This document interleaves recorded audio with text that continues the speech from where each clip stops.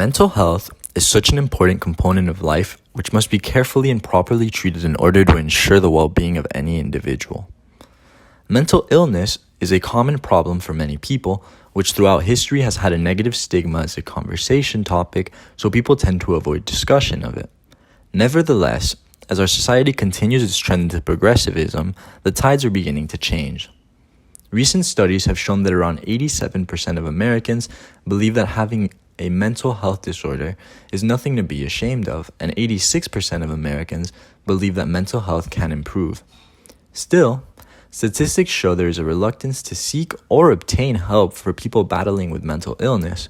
As studies show, only about 1/3 of adults with a mental health problem actually receive services.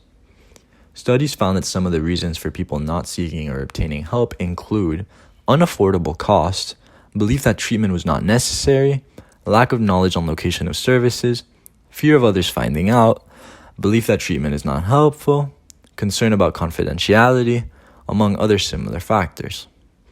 While financial stresses are very understandable, there are resources available to help individuals find low-cost or free resources near them.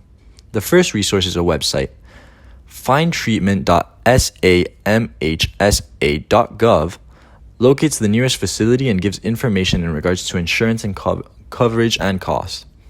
The second resource is a phone number, 1-800-662-HELP, in which you can ask for specific information regarding your location. As for people who are unsure about the effectiveness of service, each case is unique from any other. There are various factors that come into play which ultimately impact whether or not treatment is helpful to an individual.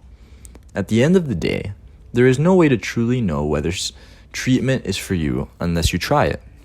It is important to keep an open mind when seeking help, as blocking off potential help will only prevent improvement. As for confidentiality, depending on the state one lives in, there are certain laws which protect patients. For the main part, most states have legally enforced confidentiality, with the exception that mental health officers must report if a patient is a hazard to themselves or others around them. Everything else tends to be legally confidential. Having said all of this, there is still a lack of attention from government when it comes to mental health. Unfortunately, suicide rates are very high in the United States when compared to other countries.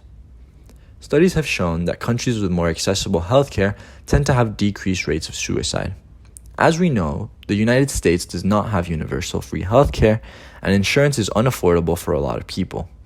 It is important that we urge our senators and governors to push to make healthcare reform a top priority in their agenda.